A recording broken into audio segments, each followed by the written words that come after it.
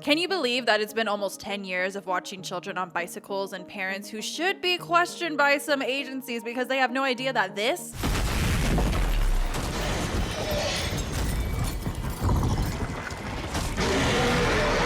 is happening to their kids? I'm just saying, as someone who's been a viewer since the start, I have a lot of questions, I have a lot of concerns, but I also have a lot of theories for the upcoming season. And yeah, being here a long time, it is a little bittersweet to see it come to an end. However, to appreciate the end of the series, I feel like we gotta go back to the beginning. Because let's be real, it's been almost 10 years, and who remembers bar for bar what happened in this show? I basically rewatched 40 hours of Stranger Things, so you don't have to. The costume, the f***ass bob, the bloody nose, that's just extra I threw in for you. You're welcome.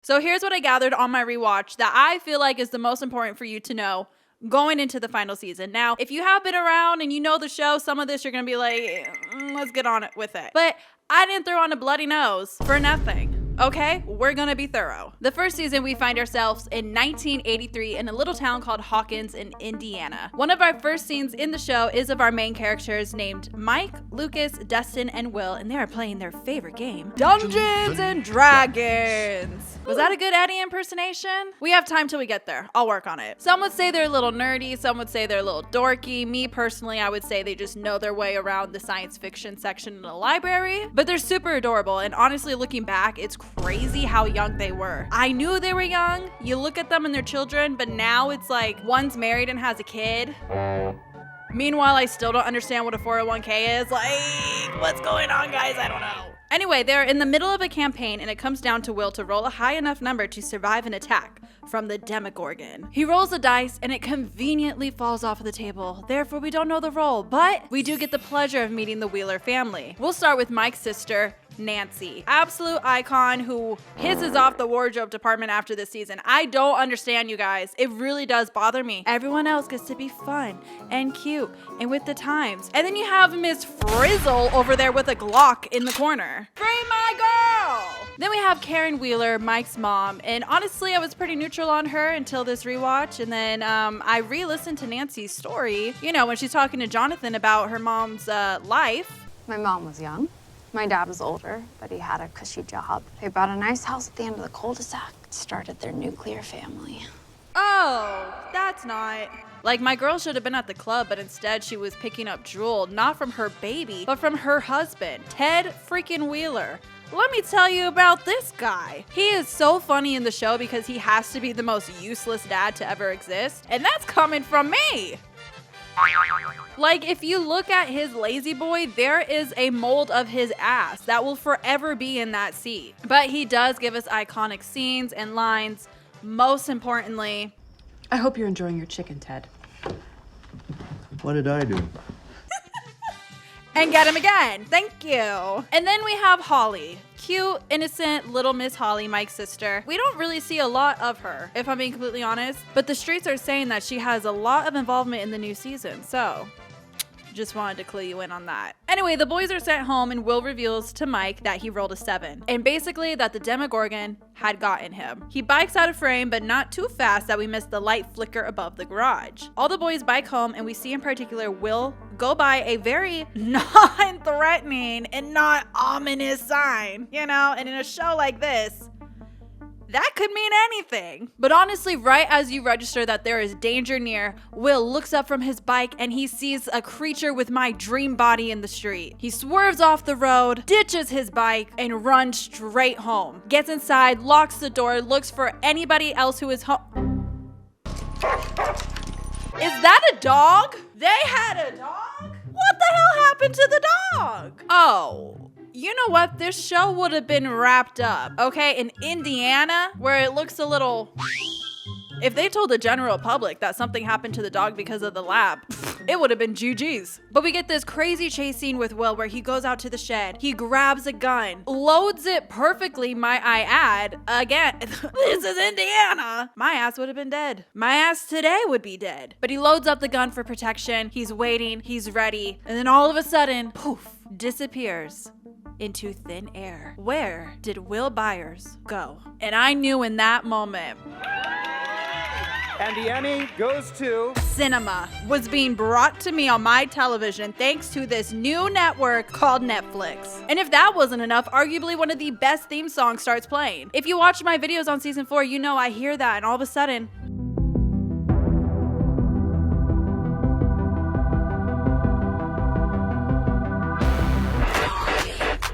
the next morning, we are introduced to Will's family, his brother Jonathan, and his legendary, one-of-a-kind, never been done before, Mother Joyce, played by Queen Winona Ryder. They cannot find Will, and reasonably, they start to freak the fuck out. Where the hell did this little boy go? Did he even come home? Nobody knows, because again, when Will was chased into the house, no one was there. They were both working. My question is, when they both arrived home from work, no one went and checked in the room? No one wanted to go give him a kiss on the forehead and say goodnight? Me personally, that's my baby, but okay. Naturally, Joyce goes to the police to get help about her missing child, and that's where we get to really meet the chief of police, Jim Hopper, who, might I add, has the tiniest shower known to man. Joyce tells Hopper that Will is missing, and he kind of just dismisses it. Like, hey, Hawkins is super safe. Nothing ever happens here. I'm sure he just skipped school. And if anything, 99, my f***ass Bob, 99 out of 100 times these kids go and see someone that they know, a relative, perhaps his father, Lonnie. And Joyce is like, don't ever disrespect me ever again. Do not bring that man into this story. He is a deadbeat. If Lonnie has no haters, I am dead. Because Lonnie truly does not give a flying about his kids. Let me just tell you, okay? Lonnie, the dad that took Will to baseball games in hopes that he didn't become part of the alphabet mafia. Lonnie, who has moved to the city and hasn't checked on them since. Lonnie, who comes around again in the first season just to collect a check in case something happened to Will. We get that money anywhere he damn well pleases. NYU, Lonnie! He's wanted to go to NYU since he was 6 years old! So yeah, Joyce knows. There's no way in hell he went to go see Lonnie. Anyway, speaking of gay though, we got this legendary scene. Lonnie used to say he was queer, called him a... Is he? He's missing! Like, why would he say that? He was like, oh, this kid's missing because he got hate crimed? Deserved. Throw a party in the square. I'm going to start a rumor about you, Hopper. We also throughout the show find out about Hop's past, and thank God, because he was popping pills like they were Tic Tacs, and I had questions. He is divorced and went through the tremendous struggle and pain of having a sick child that ends up passing away. After the first season, we don't really get too many mentions of Sarah, his daughter, but it's good to keep in mind with all the decisions that he makes down the line. Meanwhile, over at the high school, we get a low-budget production of Romeo and Juliet, playing between our favorite characters, Nancy and Steve. Oh God. Y'all remember also the scene where Steve was literally poking Nancy's eye out with his nose? Oh boy. But yes, this is Steve. He is the king of the school. Steve, the Hare Harrington, who gets all the girls, is on the basketball team. Essentially the trope of a popular character. I'm gonna say it. I'll be brave. They are honestly insufferable. Why are they saying each other's full names at any chance that they get? You're an idiot, Steve Harrington. You're an idiot, Steve Harrington. You're a beautiful Nancy Wheeler. They give off couple making out at an amusement park. And if you thought we were done talking about new characters, oh, baby girl, hold on, because let me introduce you to a legend, a mythical creature, some might say, named Barbara Holland. And I know your ass hasn't forgotten about Barb because they throw her carcass in every season, in every episode, everywhere that they can get. Because, oops, spoiler alert, she really has like 5 minutes of screen time, but she made that shit last. And you know what? Good for her, because I know that paycheck's cute. Because truly, when you thought you escaped her, she's there.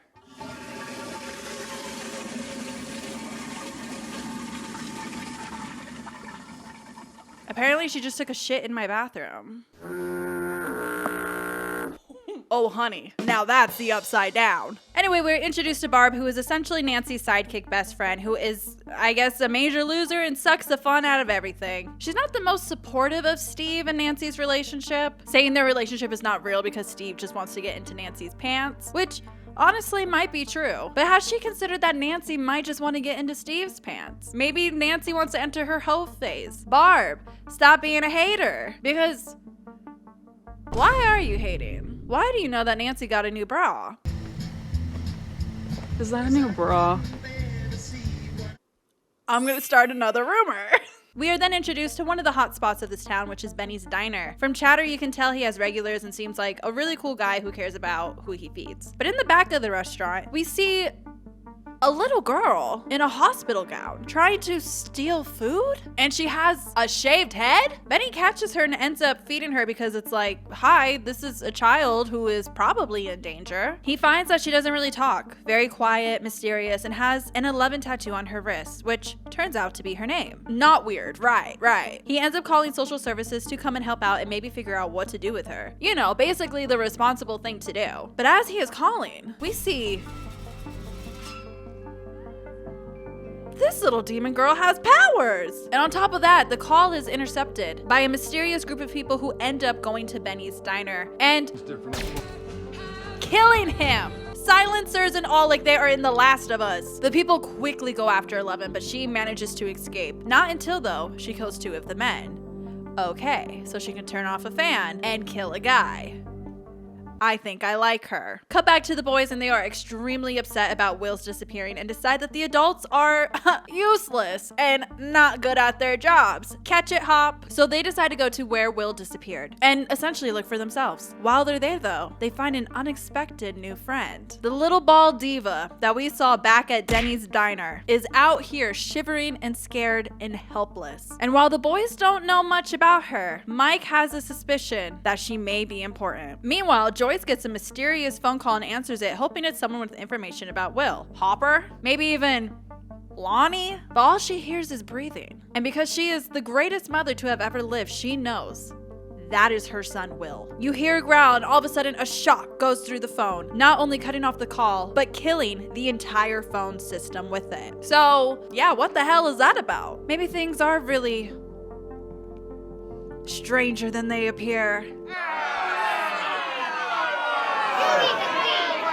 If they don't say that in season 5, like some kind of like Stranger Things or Things Have Been Stranger or something, what was the point? Literally, what was the point? Mike hides 11 in the basement, and this is why I say his parents are useless, because how do you not know he is hiding a full child downstairs and Nancy and Steve are going around bases upstairs? Where the hell are y'all? Speaking of Nancy, Nancy gets invited to a party hosted by Steve. His parents are out of town, so naturally, as a rebellious teenager, you're gonna have your friends over. She's about to accept the invitation when she sees Jonathan putting up a poster about Will. Now, you need to understand, Jonathan is not a very well-liked individual as well. He, kind of like Will, is seen as a loser, as a strange person. So weird and so uncool that even some of the boys make a joke, being like, I wouldn't be surprised if Jonathan killed his brother himself. When I catch you. Freckles. Mike skips school and shows 11 the house tour. Do you want the house? I had to, I'm sorry, it was right there. Which eventually leads them up to his bedroom. He's trying to show off his toys when she spots a picture of the party and immediately points out Will. Mike understands at this point that Elle has some kind of knowledge or connection to Will and is going to be able to provide information on how to save him. Meanwhile, though, while we are getting this information, we find out more about 11's traumatic past as she gets flashbacks to things that trigger her. Basically, there is this bastard doctor named Dr. Brenner, who we later find out conducted experiments on people to harness powers or abilities to use as a secret weapon against the Russians, as this takes place during the Cold War. He conducted many experiments on 11's mom, and when she got pregnant, took the baby away from her. She tried to steal her baby back in a hospital coop, basically, but she is unsuccessful, and Brenner essentially tortures her to the point where she can't really speak. She believes her daughter is still out there, Jane, but her caregiver and sister tells her that she lost the baby. From there, Brenner has basically kept 11 captive to harness her powers, make her this unstoppable superhero, and, you know, to have someone call him Papa. I don't know, dude. it doesn't sit right in my soul. Anyway, the search for Will continues on, and they find something out in the woods by a pipe with a torn off part of a hospital gown. And that pipe leads straight back to the place that we have been getting all these flashbacks of 11 and Papa. Hopper now has a lead. Barb and Nancy go to the party at the popular kid's house, and it does not go well at all. Nancy is trying to fit in and do what they all do, but Barb is not having any of this shit. She also can't open up a beer can, and she cuts her finger, and I can't even make fun of it because me. Girl, same. She excuses herself to go clean her wound. The kids jump in the pool, get out, separate to talk, separate to change clothes. Okay, and I was born yesterday. But Barb, the famous cockblock, stops Nancy to say, "This isn't you." But then Nancy basically tells her, Why don't you go ahead and go home? because obviously she is horny. Barb goes outside, and unbeknownst to her, Jonathan happened to be in the neighborhood taking pictures of random leaves in the hopes that they would spell out something, which, like, I get it. As an older sibling, that would be me as well. But these pictures make me laugh, dude. What were you expecting? Like, you can see there's nothing there. Anyway, he takes pictures of Barb alone once he finds her. And as he turns away, refilling the camera, turns back, Barb disappeared.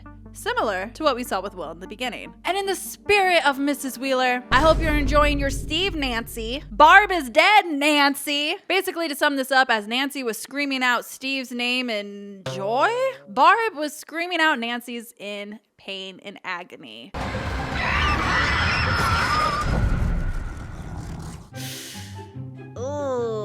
That's not gonna leave a scar. Back at the buyer's house, Joyce is losing her mind, girl. She's following lights to different rooms. She went through more phones than a cartel. Here's Will's favorite song being played on the radio without anyone turning it on. And of course, eventually, puts a hole in the wall.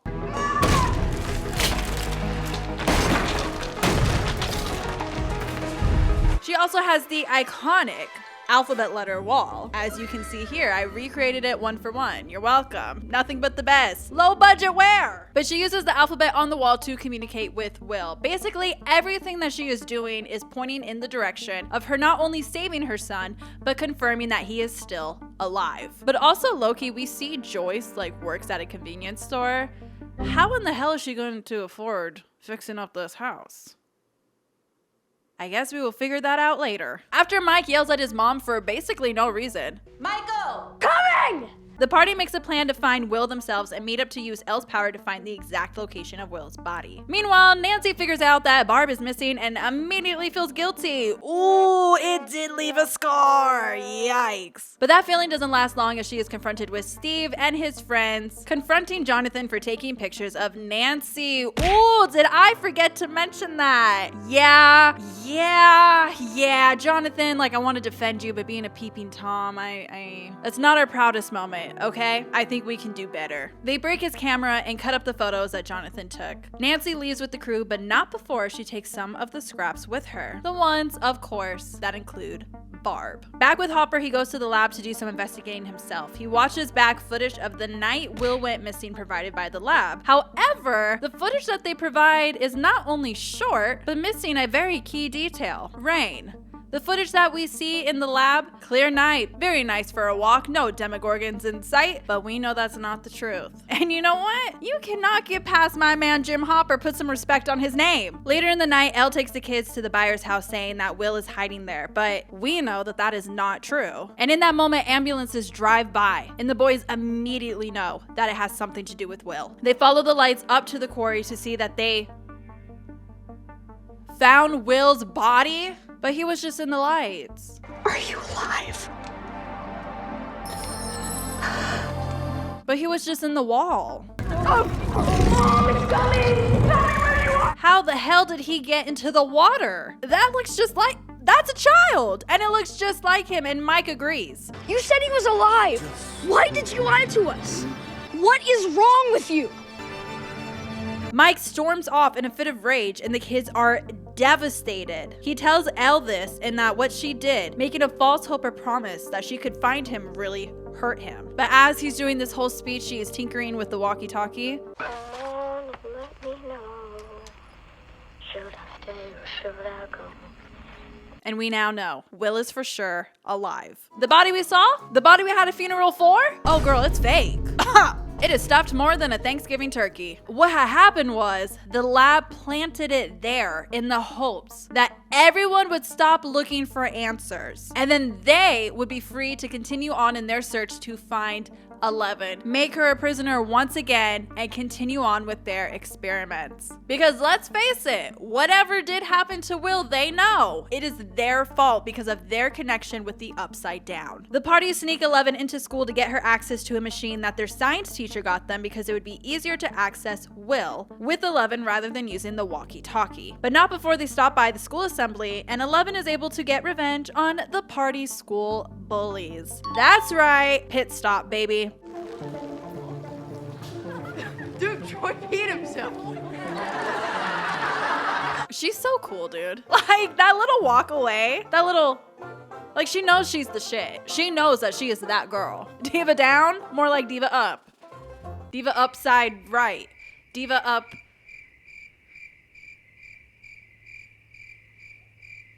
Diva up. At the same time, Nancy puts the picture pieces together of Barb and finds out that there is something in the woods. She teams up with Jonathan to track down the son of a bitch, and we quickly learn that Nancy knows her way around a gun. Badass female lead, we love to see it. While in the woods, they actually do make contact with the Upside Down. And by that, I mean Nancy literally dives headfirst into a gate she finds in a tree and has to escape a demogorgon.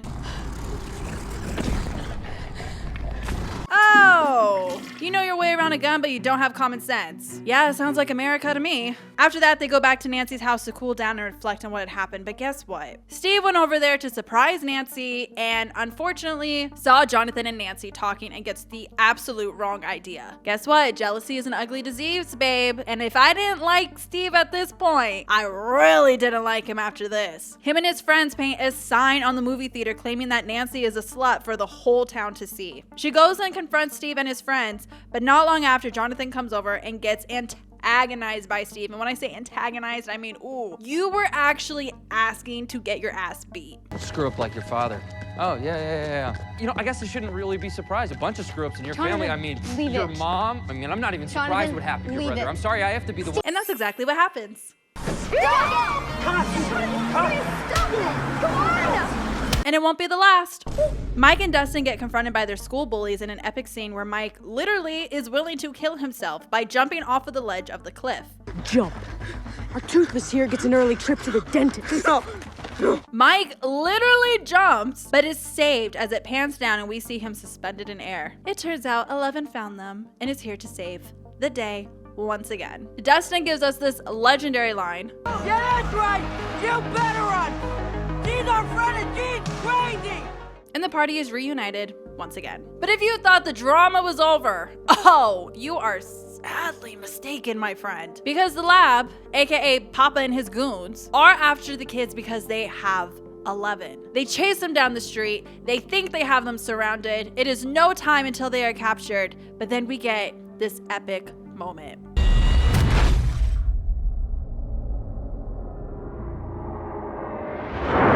Maybe I also have the mind of a 12-year-old boy, but I do think this scene still holds up. I still think it's just so cool, and I remember the first time seeing it, I was like, wow, cinema, truly. But with the kids narrowly making their escape, the lab decided to confront the parents and act as police to create the story that Mike is harboring a wanted Russian fugitive, and they need to investigate the house, take evidence, the whole 9 yards. Of course, Ted listens and agrees to all of this because they are patriots. Have to trust them, okay? This is our government.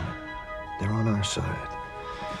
Okay, Ted, sure, whatever. After getting his ass beat, Steve essentially breaks up with his friends. And Nancy's turning you into a little pussy. Who took it very, very well, and creates a plan to make it all better with everyone that he has harmed, starting with the movie theater. Hey, you know, maybe Steve can turn around. The party, Hop, Joyce, Nancy, and Jonathan finally all meet up and exchange information they have learned on their own side quests. They create a plan for 11 to find Will in a dead Barb by creating a sensory deprivation tank located in the school using Joyce's pool and 1,500 pounds of salt. Elle goes in the tank and confirms to our characters what we have known since episode 2. Barb is gone, girl! She then finds Will hiding in Castle Byers, the fort that he and Jonathan built while their parents were fighting one day. He tells them to hurry as he knows he doesn't have that much longer to survive in the Upside Down. Joyce yells, "Baby, we're coming, stay put, I'm going to save you." And that's great and all, but low-key, and maybe this is too much to ask, god damn, I really hope they bring chapstick for this kid. After that, Mike talks to Elle and plans for the future. You know, when all of this is done and over, what about us? And he basically says she can stay with them and become part of Mike's family, but not his family, because really, you can't date your sister. Even in Indiana. It's weird. Will then gets taken in the Upside Down, and it honestly feels like GG's for Joyce and Hop finding him. I'm not gonna lie. But they suit up at the lab since that's the gate they know of and go in with the hopes of finding Will. Meanwhile, Nancy and Jonathan create their own plan to distract the demogorgon and give Joyce and Hopper time and a chance to survive by distracting the demogorgon on their side of the realm. They did not factor in Steve showing up unannounced though. Jonathan! Are you there, man? It's Steve! Honestly, how rude. Will, get out of here! Gasoline? Steve, Whoa. get out! You could have called. He involuntarily becomes part of the crew, attacking the awful beast, and therefore, Steve's bat is born. Even though it was Nancy's to begin with, because we saw her practicing, but that's okay. Now it's Steve's bat because she has her gun. I can't imagine Steve with a gun. So, it works out. The kids get got at school by Papa and his goons, but are ironically saved by the demogorgon. I never thought I would be so happy to see this bitch jumping out of the walls like it is late for math class. The kids run to a classroom nearby and try to escape the monster, but alas, he comes in ready to munch and eat them and destroy them, and it's only stopped because 11 sends him back into the Upside Down and also herself, essentially ending the story to 11 as we know it. But at least Will is okay. Hey! The crew meet up with Will and the Byers family at the hospital, and the kids can't wait to tell him everything, including that Jennifer went to Will's funeral and was crying and boohooing and like, Will, I think you have a chance. Then it's Christmas. Nancy and Steve give Jonathan a camera. Will pukes a slug up into the sink. Hop makes a shady deal with the lab to protect everyone's ass and leaves Egos in the woods for absolutely no reason. The end of season 1. And honestly, after the first season, the only question I have is Joyce's house okay? How are we fixing? Did we ever figure that out? Hello? Oh. Hello?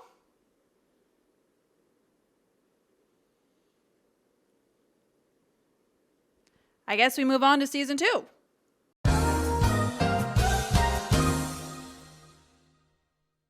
Keep your ears open and your holiday playlist rolling with our sponsor, Raycon. The open ear earbuds let you stay connected to all of your surroundings while still enjoying your favorite music, podcasts, or maybe rewatching your favorite show. Divas, that's what I've been doing. I've been using my earbuds to rewatch Stranger Things to make this video for you guys and also refresh my knowledge. And this Black Friday and Cyber Monday, you can save up to 30% off on all Raycon audio products. My favorite thing about the earbuds is that they sit right outside your ear canal, so you can stay tuned into traffic, coworkers, or whatever's happening around you without losing out on quality. Super lightweight, all day comfortable, and never feel bulky. Plus, of course, I gotta mention the 36-hour battery life. Hello, 36 hours is actually crazy. To put that in perspective for you, that is the entirety of Stranger Things. You can watch all of Stranger Things in one go. So with over 3 million happy customers and a 30-day happiness guarantee, there is absolutely no reason to not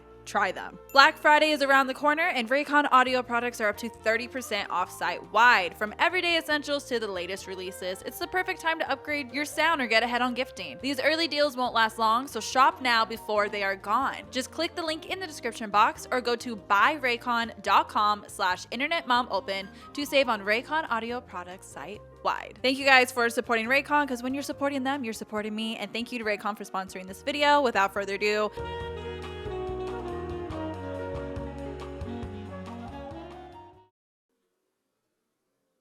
bitchin'. Season 2 really is the hidden gem to me of the series. I really love this season. I don't know if that's a popular opinion, but I just feel like it expanded so nicely on the first season. And it set up so many new characters to thrive. And I don't know. I really like it. It's a vibe. So let's get into it. Season 2 opens up with our kids and their newest obsession, the arcade. We see the boys playing the seductive To slay the dragon, use the magic sword. game Dragon's Lair, where Queen Daphne seems to be the prize here. We then move to the game Dig Dug to find out that they have lost their top score to someone named Mad Max. Now, who the f is Mad Max? And how in the hell did they score that high? Like, that difference between the two scores? Ooh, I think it's time for them to retire. Washed. Will wanders off by himself, and we see what will be many to come of Will's episodes. His episodes where he is basically transported back to the Upside Down. Mike comes out and breaks him out of his trance, and honestly, this season is a lot of Mike and Will. Will we get that in season 5? Low-key, I think so. After, I don't want to spoil or get too much into it, but after whatever the hell was going on in season 4, I think we're gonna get a lot of it in season 5. I really do. But we soon find out that it is Halloween time in Hawkins, which obviously doesn't mean anything in a sci-fi show. Like, it's just another Tuesday. We are also introduced to a new character, Murray. Murray is a private investigator who believes in butt-probing aliens. Their words, not mine. Got any proof on your butt-probing aliens yet, Murray? And Russian spies. He has intel that he brings to Hopper about there being a little Russian spy girl running around Hawkins who has powers. Of course, Hopper's denying all of this. What? Murray? Oh, you sick bastard. Why would you say that? Did the aliens tell you that? Murray, get a load of this guy. That kind of energy, But he's doing all that while low-key shitting his pants, because if you remember from last season, we made a shady deal with the government that we will not tell anything. Thankfully, he gets a call that interrupts this interaction about rotting pumpkins. And not just one field of rotting pumpkins, but many across Hawkins. That's weird. That's strange. I'm sorry, I'm done. Also, we get this shot of the Wheeler's house. I know that's from your ass, Ted. Nancy and Steve are going well, but we are exposed to Steve being an absolute himbo. The basketball game versus Northern as a metaphor for your life, which is great. Here, you start talking about your granddad's experiences in the war. Because, we both won. Thank God you're pretty. We are then introduced to some more new characters. One being Billy Hargrove, the self-proclaimed hottie from California with the tightest jeans you will ever find on this planet. And not to mention, extremely racist. And no, I am not waiting until certain scenes to bring it up, because we need to know that now. Some of y'all have forgotten that Billy is not a good person, and I need you to be put in your place right now. Is that there are certain type of people in this world that you stay away from. That kid is one of them. But he is hot. I hate to say that. These ladies would agree with me, don't you? Would you check out that ass? Is that Madeline Klein's ass? Girl, what the hell are you doing here? Aren't you supposed to be on a beach looking for gold or something? I don't know. I didn't watch past the first season, so is that still relevant? I don't know. But importantly, Billy does not come alone. He also has a little sister, a little redhead named Max, which the boys quickly put 2 and 2 together and figure out this must be Mad Max. Meanwhile, Joyce is getting it on in the supply closet. Good for you, girl. But she is with her new boyfriend, Bob, another new character. Total nerd, total square, but totally perfect for Joyce. And I will admit, okay, I gotta take this off my chest real quick. I did not like Bob at first when the show started, not because of his personality, but I didn't trust him. I was like, he's too new and he's too close to Joyce. What does he know? He's a spy. Like, the theories were going crazy. I was the biggest hater to him, and then when I finally turned around and was like, no, Bob's a good guy. But we'll talk about that when we get there. Anyway, we get to see what a doctor's appointment with Will looks like and how the anniversary of last season approaching can really make him see visions and mess with his mind. They really dive into PTSD, which I kind of love in the show. As the mental health girly, I just think it's important to talk about, to showcase it, and After him going through everything that he went through, how are you not a little messed up, you know? Did we not see the tentacle down his throat? Nancy and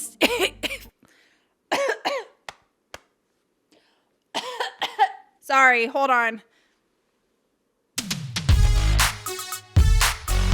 I needed a cigarette. I don't know, it seems like everyone else is smoking.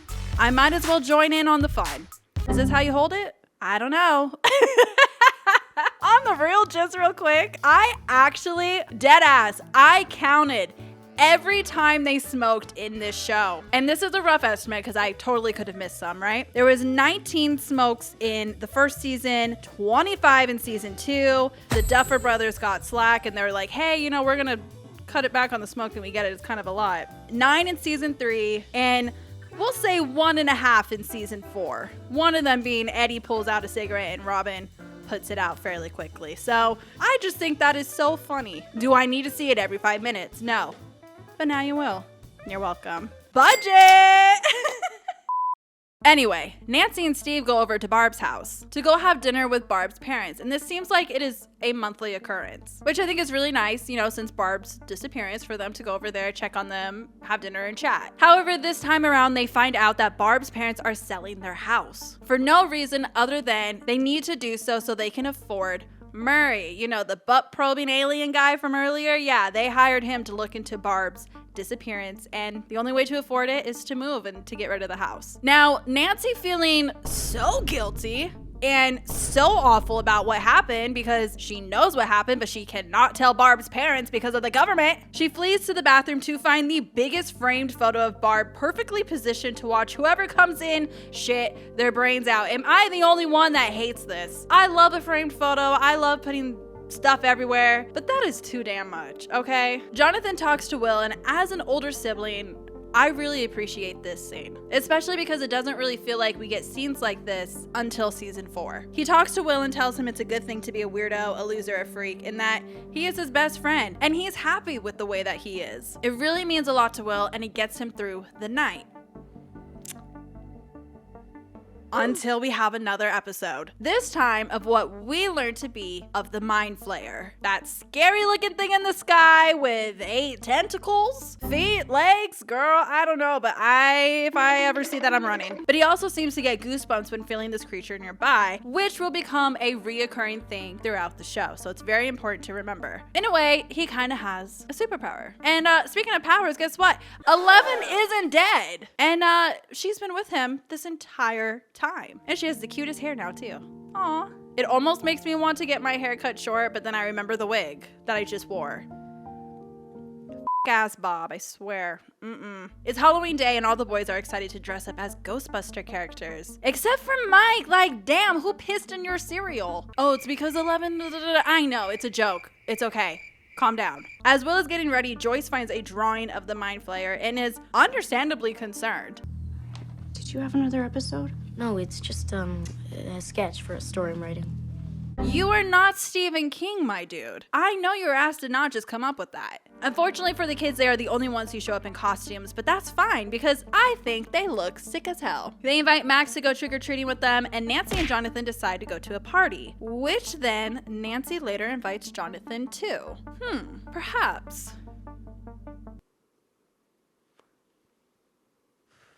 Something is brewing. And we all know it is because he ends up ditching his brother on Halloween night, lets him go trick-or-treating with his friends, and ends up going to the party. Now listen, I like Jonathan. I think he deserves to have a night of freedom. But right by the anniversary, like, ooh, that's not. The kiddos go around the rich neighborhood getting candy when Will has yet another episode after hearing multiple kids call him Zombie Boy. Watch it, Zombie Boy. Trick-or-treat, freak. A very popular nickname given to Will. And listen, I don't want this to be taken the wrong way because I do not condone bullying. But if I was in this town, I would be so curious about what was going on. It's a small ass town. Like everyone knows everyone. Like a kid just shows up in the quarry and you're telling me it's not Will, like it's some other random kid. Well, then whose kid is it? Are they okay? What? Like, the story just drops like that because it's not Will? That's f***ed up. And it's f***ed up that they take it out on him. But yeah, Will has another episode, and the only one to really console him is Mike, who takes him back to his house and says this very famous line. If we're both going crazy, then we'll go crazy together, right? Yeah. Crazy together. And they were great friends. Back at the party, Nancy gets wasted and basically tells Steve that their whole relationship is bullshit. And that they're not actually in love. And you know what they say, drunk words are sober thoughts. So Steve takes this really well. He leaves the party and leaves his stranded, drunk girlfriend alone, not asking, making sure she has a ride home. Red flag, Steve. I thought you were changing. What the hell, man? But it's okay because Jonathan is there and he ends up taking Nancy home. Dustin also gets home from trick-or-treating and finds a new discovery named Dart, aka a baby demo dog, aka the little slug that Will threw up, aka where? Guys. Bob takes Will to school and talks about having nightmares and bad dreams. And the best way to face it is to look at it and tell it to go away, to stand up for yourself and just face it. And you know what? That's really good advice, Bob. Will, maybe let's try that. Easy peasy, right? That was really bad advice, Bob. You suck ass. On the flip side, Steve and Nancy break up, with Steve wearing the shortest shorts known to mankind, also the sluttiest waist. Oh. And Joyce is left to figure out what the hell is going on with Will. He's telling her the symptoms that he's experiencing. But yeah, it's not adding up to the PTSD that the doctors told her about earlier. The biggest one being that his body is a low temperature, but yet he doesn't want anything hot touching his skin. We gotta get your body temp back up. No, he likes it cold.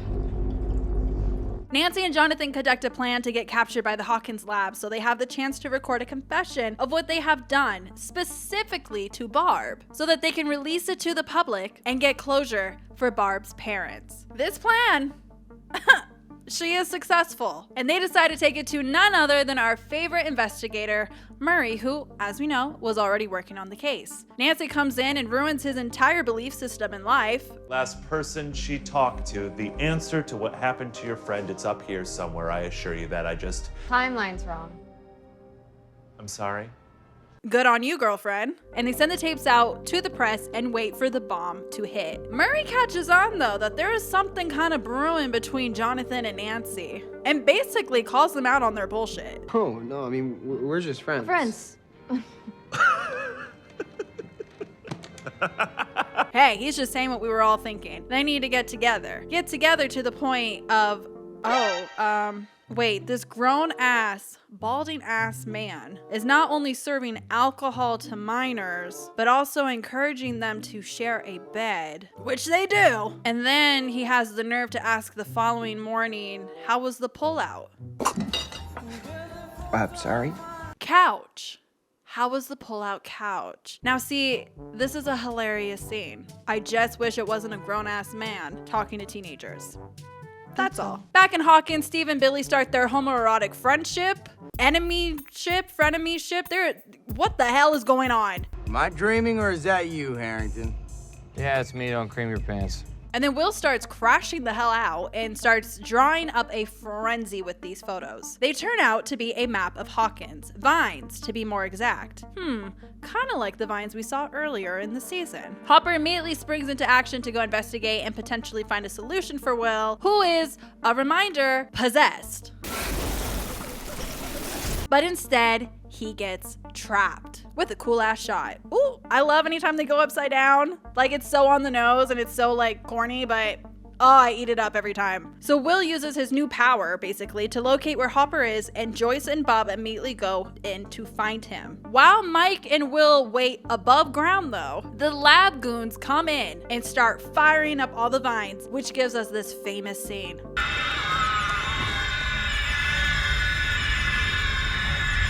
Listen, I know people make fun of it, but I loved it. I think it's great acting. It scared the shit out of me the first time I saw it. However, it is kind of funny because me when I get concert tickets. Me when I'm literally having a panic attack. Me when I scored this new place and they told me I had 2 months free of rent. But this is where we learn the most interesting information. All of it is connected. It is a hive mind, and Will is included in that. We see the crew at the hospital just trying to figure out what the hell is wrong with Will and what the next move will be. Because let's face it, Will slowly is becoming more and more possessed by the minute. We are losing my boy. Can we chop chop? Can we step on it? Thank you. It's getting to the point where he is starting to lose his memory, but he remembers what they did to him. They being the soldiers who were putting on the fire. Meanwhile, the start of Dustin and Steve's friendship starts, and call me the general public because I eat this up. I love them. They shouldn't work as well as they do, but they just do.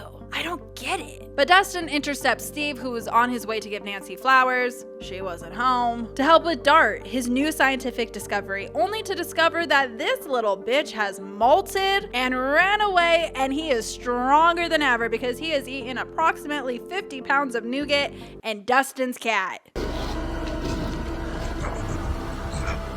So they are on a journey to find him, and they just have a lot of cute little moments, and I appreciate it a lot. They also talk about his hair. We may or may not be taking notes. Do you see this lack of volume? Steve Harrington, Steve the Hair Harrington, when I catch your ass and you wake up and you're bald. You know why. Back at the lab, Will traps the soldiers and punishes them for doing what they did to him earlier, and the demo dogs literally kill them. Holy shit, this season is dark. Because it doesn't stop there. They are heading straight to the Hawkins lab to get everyone else there. But luckily, our main characters have plot armor. Alright, so they're fine. They're fine. They knock out Will, they're able to escape the hospital, everything is looking great, safe and sound, and oh, there goes Bob. Oh, goddamn, there goes Bob. And it's such a shame because really all he had to do was just keep running, just keep going. But now while all this is happening, I'm sure you're wondering, what the hell is going on with 11? We're bitching. What's going on? I'm glad you asked, okay? Sit tight. She blew up Pop's house, ran away in a random man's truck, visited her mother, learned that she has a sister, in Papa's eyes, and goes off to find her. And when she finds her, we get a whole ass episode about it. And listen, I don't hate the episode. I actually really like the episode. I think it's important for her arc, for her understanding what a home is, what a family is. I just hate the placement. Right there, it's a cliffhanger of them escaping the hospital. I just finished it for you because I'm kind and I'm nice. Split it right there. And they're like, hey, by the way, here's Goofy Gangs. Here's Timu Big Hero 6. Hope you don't mind. Like, why are you gonna blue ball me like that? That's crazy. But long episode short, she meets her sister, 008, also known as Callie, who has the power to make people see what she wants them to see. She uses this power for good to get back at people who have committed crimes. With the help of Elle's power, and Callie teaches her how to hone in on it and believe herself, they go off to get one of Brenner's goons, but Elle decides not to kill him after they get there and see that he has kids of his own. But we do get confirmation that Brenner is still alive. We also get this very ominous message. You have to confront your pain. You have a wound, and eventually it will kill you, kill you, kill you, kill you. Get out of my house! I mean, there's no way that's gonna foreshadow the final season. Right? Anyway, she runs away from them, heads back to Hawkins, which she now knows in her heart is her home, and that is the last we see of Callie. And again, I like the episode, just not the placement. Back at Hawkins, we basically create a sensory deprivation room that works for Will. We discover that he is still in there and able to communicate through Morse code, but they have to make sure that Will has no idea where he's at, or else he's gonna find them. They play his favorite song, and they talk about stories of their life together to connect to Will underneath the possession. Through a unique way of messaging, they learn that Will wants them to close the gate, as that is how they're going to defeat this evil. But just then the phone rings. Oh, now the phone wants to work. They know where Will's at, but that's okay because the gang get ready to defend the house. Nancy with her shotgun, Lucas with the wrist rocket, Mike with the candlestick. We are ready to defend the house. Come get us. But that's not needed. As we hear sounds outside, a demo dog gets thrown into the window, into the house. The door gets unlocked, and here she comes, bitchin'. The gang devise a plan to get Will free from the possession because they can't close the gate without killing Will if he is still possessed. So they figure out they have to stop giving it what it wants. They have to make it uncomfortable, which means no more cold environments. And they must simply burn the monster out of him. But again, it has to be somewhere that is not familiar to him, so they head out to Hopper's cabin. You know, the one that's Yeah, that should work. Hop and Eleven head over to the lab to close the gate, and the rest of the kiddos and Steve, our newly favorite babysitter and part-time upset mother, are left at the house to stay put. The kids absolutely hate this plan and want nothing to do with it. They're like, forget that, let's head out and let's figure out a way to help Will. You know, like, it's not the best plan, but it's something, and they're very set on it and have full intentions of seeing it through. Because let's face it, nothing is going to stop them. It's my brother. He pulls up to the driveway, asks Steve, hey man, so what's going on? And again, very homoerotic. Put your tongue away, sir. And it's like, I don't like that you're lying to me. You're telling me you don't know anything about my sister, yet she's hanging out in the window. So what's that about? And once again, Steve gets his ass kicked. But he's not the only one. Max, do your thing. He is knocked out, Steve's knocked out, and he honestly doesn't wake up until we're already in the car. We get this scene. Nancy?